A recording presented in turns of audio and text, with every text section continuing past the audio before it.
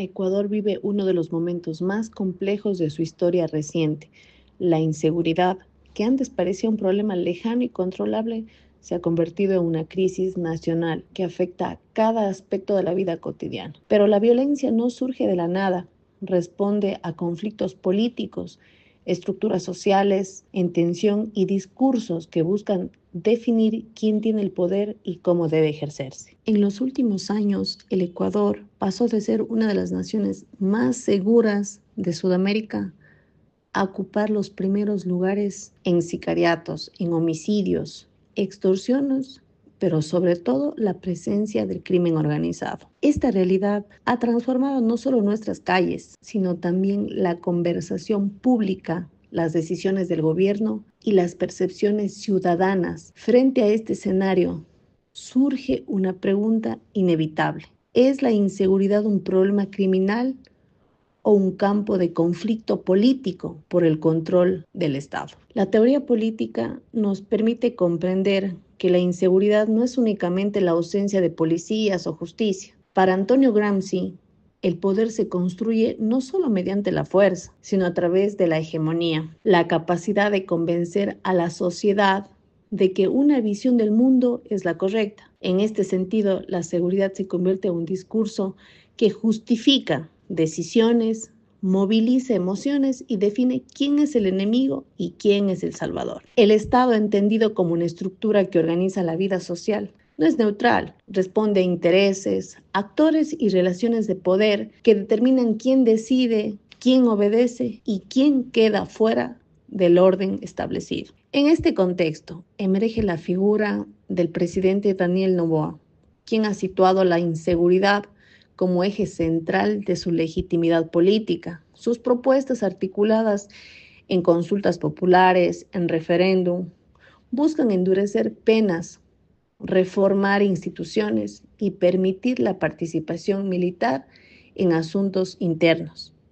Para muchos ecuatorianos, estas iniciativas representan esperanza y una respuesta necesaria frente al caos. Para otros, demuestran una estrategia para consolidar poder, generar adhesión emocional y desplazar la atención de los problemas estructurales como la desigualdad, la falta de educación de calidad, la falta de empleo, pero sobre todo la debilidad institucional. El debate entonces no es únicamente sobre seguridad, sino sobre el tipo de país que se quiere construir.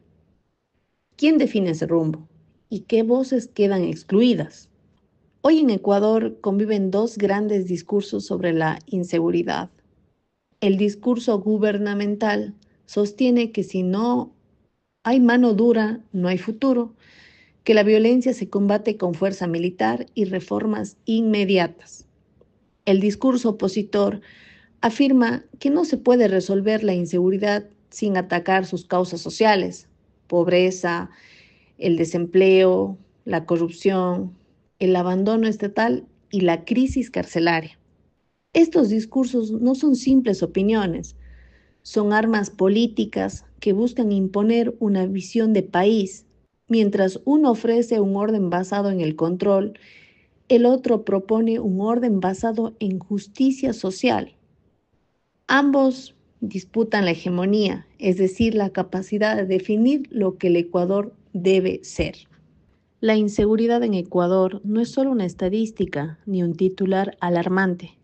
Es el escenario donde se enfrentan proyectos políticos, intereses económicos y emociones ciudadanas. Comprenderla exige ir más allá del miedo y analizar quién define la narrativa, qué poder se disputa y hacia dónde se dirige el país. La consulta popular de Noboa marcó un antes y un después. La pregunta queda abierta. ¿Estamos construyendo seguridad verdadera o un nuevo orden político sostenido en el miedo? El futuro del país dependerá de la respuesta que demos como sociedad